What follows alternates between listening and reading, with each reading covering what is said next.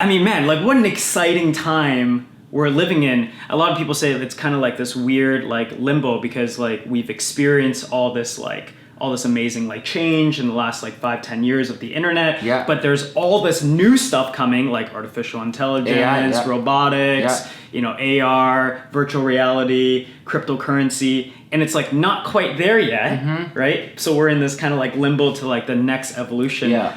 Really curious, like, what do you think? Do you have any, predictions or kind of like, what are some of your thoughts like on the next 5 to 10 years as we move to, more of a paperless society, as cryptocurrency starts taking over, as more, AR, VR stuff comes in? I mean, truthfully, like I'm a huge optimist when it comes to the future. Yeah. But I'm a firm believer in prepare for the worst, hope for the best. Okay. Regardless of technology, whether it's cryptocurrency, AI, AR, VR, robotics, it doesn't matter. Right. The problem right now, and I think it's going to become very turbulent for a little bit, because the problem right now is not technology, it's the mindset of people. People are still programmed the old school way where it's very factory-like programming where they follow society norms right from the get-go, from how your parents think, into elementary school, into high school, into post-secondary university, and you're pre-packaged to think a certain way.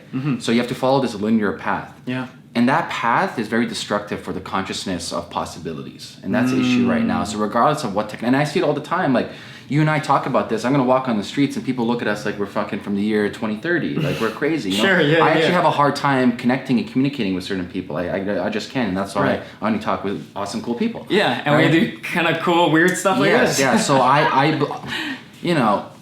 believe it's going to be kind of like a breakaway group of people within a society. So I think some people, and if you look at history, if you read the book Guns, Germs, and Steel, or read any history, that's an amazing book, by the way, you'll notice that people who adapt technology first the fastest, and the people who are more open to change and open to evolution of society, they're the ones who win.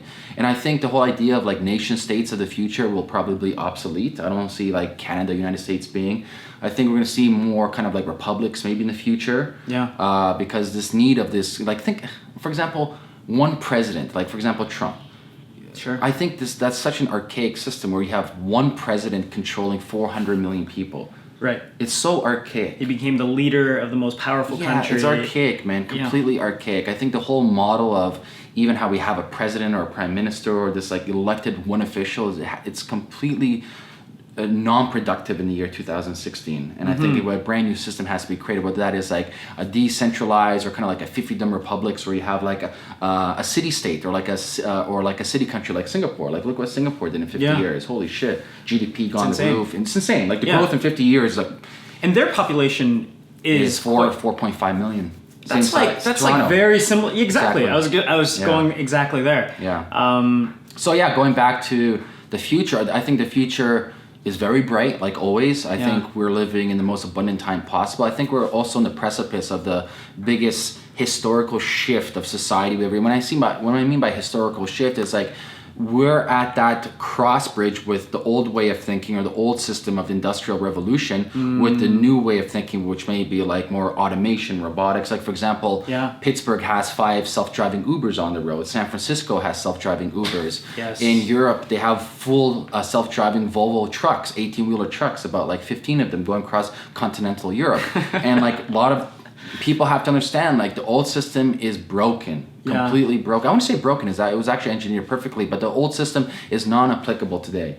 So what society tells you is the norm, what school tells you is the norm, is not the norm. It's actually a disadvantage for you to listen to what society tells you. It's a disadvantage for you to listen to what the educational system tells you, because it's almost like comparing DOS to like a new iOS operating system. Everybody's still on DOS.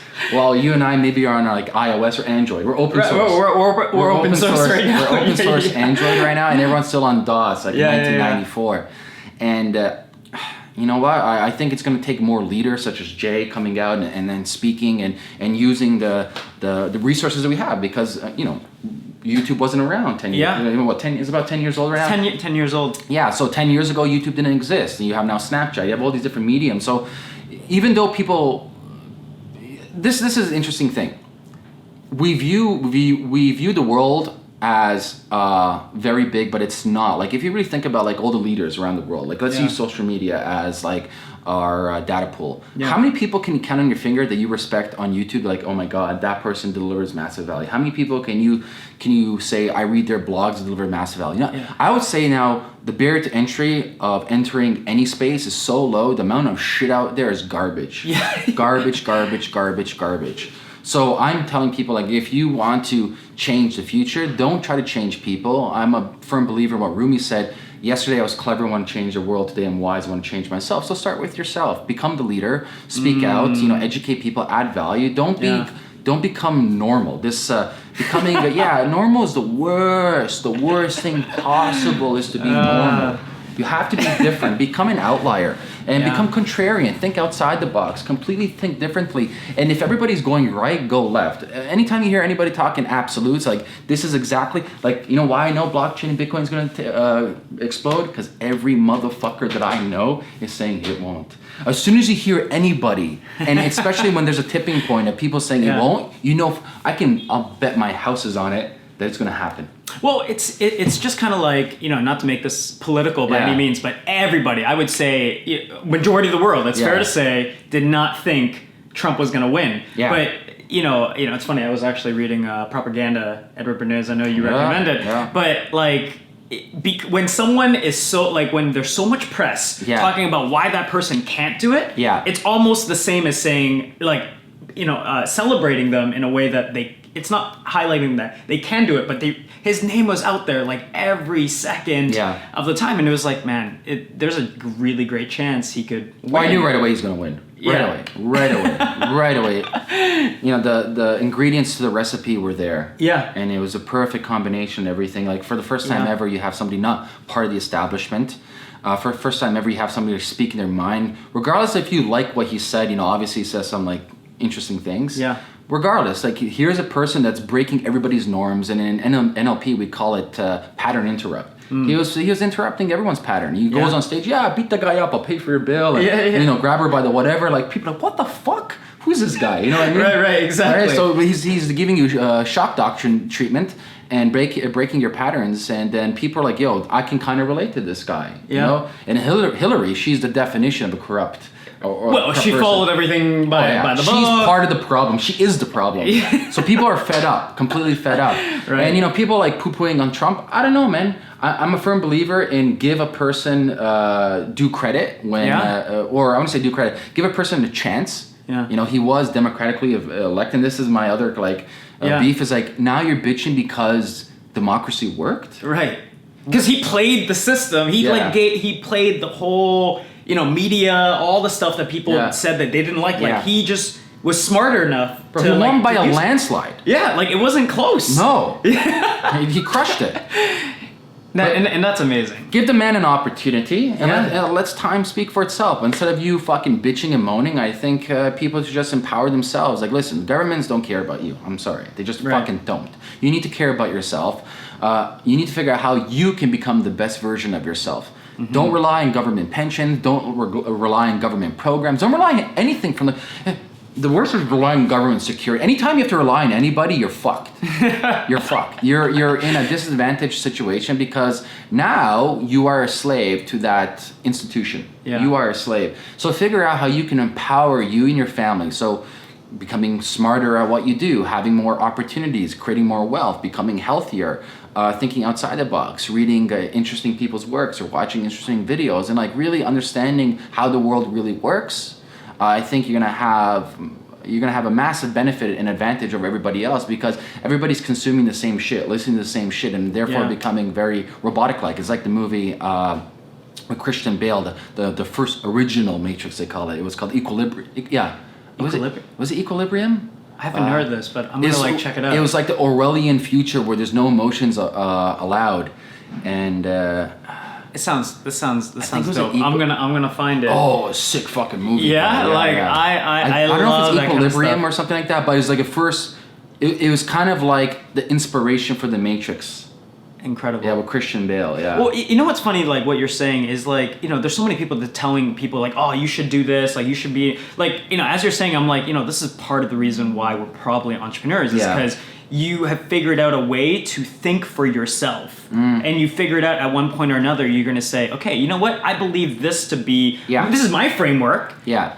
You could take what works for you from it, but don't take what I say as like gold because this is just what's working for me, right? And so much of what we've talked about, we've talked about some amazing things, but like it's at the end of the day, you have to start thinking for yourself and start realizing, you know what, like, do I believe this? And what backs this up?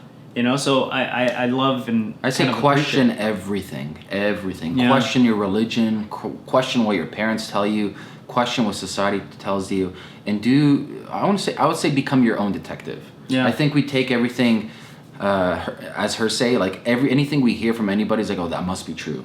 Yeah.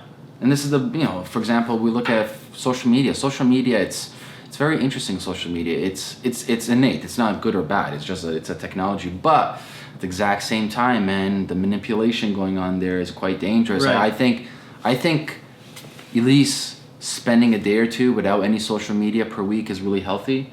That's great. I was just on the subway right now, and everybody's a slave. I see everybody's just scrolling and scrolling and scrolling. I'm like, fuck, man. Everyone's passive. No one's proactive. No one's actually reading books. Yeah. No one's writing. No one's actually using their brain. Mm-hmm. But just absorbing information. It's almost like we're going to the society of Idiocracy from the movie. What's his face?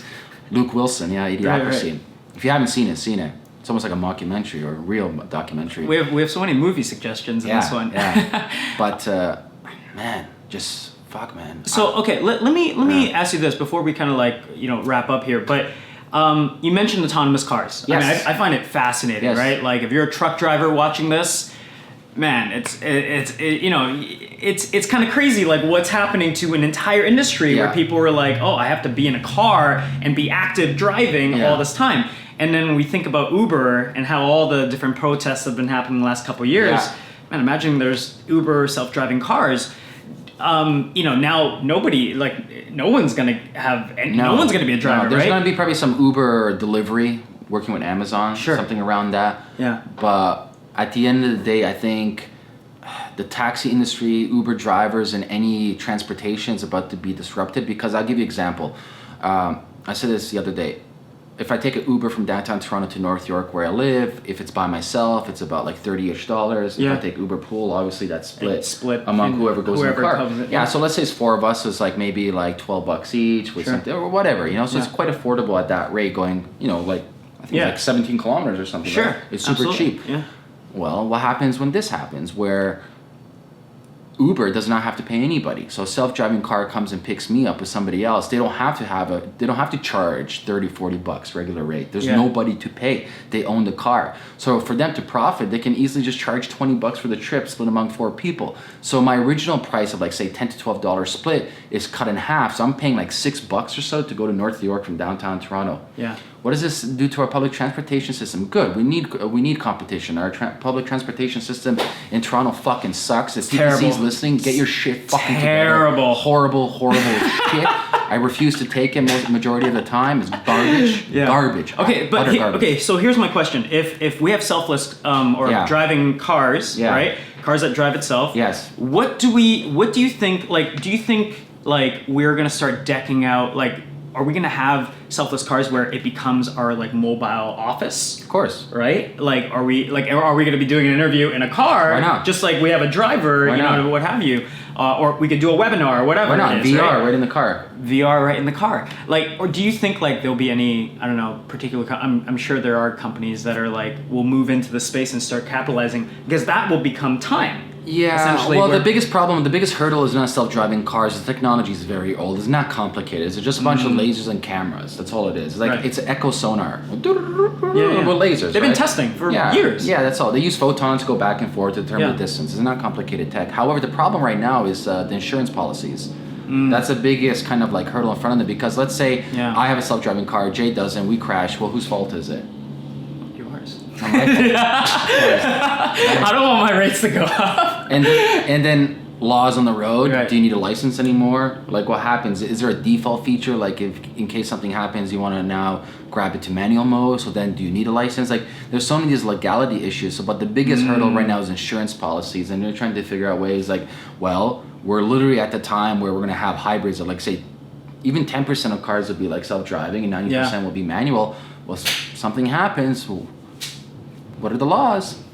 I read something like this the other day where it said the reason why we don't have more selfless cars on the road is because there's actually too many human drivers on the road. And so if it was all selfless cars, they would know how to kind of operate within each other. I'm going to say this. I bet in our lifetime, certain places in the world will make it illegal for humans to drive.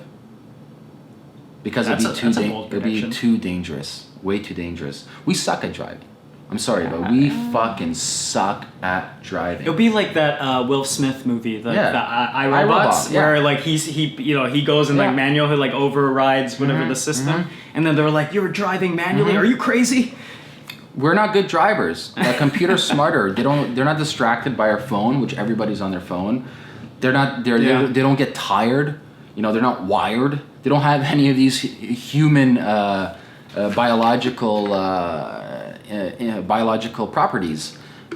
So for me, I can't wait till I can just jump in my car and be like, take me there.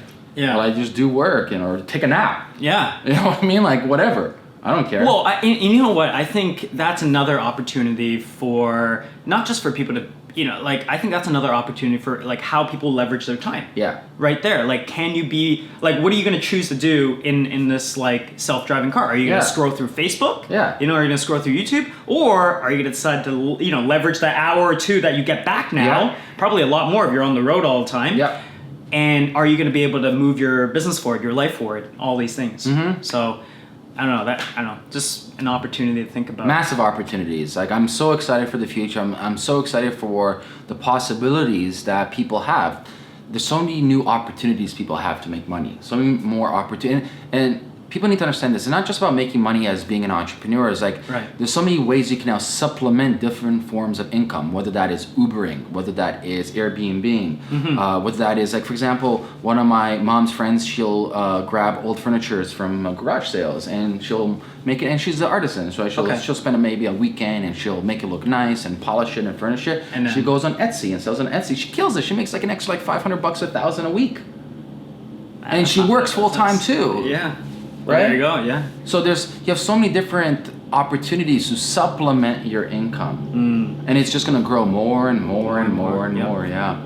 Absolutely. Ameer, it's always fascinating, getting a chance to sit down and chat with you. Where can people figure out or socially stalk you or follow you? Just go to my personal stuff, AmeerRosic.com, or any of my social, just Ameer Rosic, yeah. All right, man. Cool. Jay, pleasure, man. Yeah. Cheers.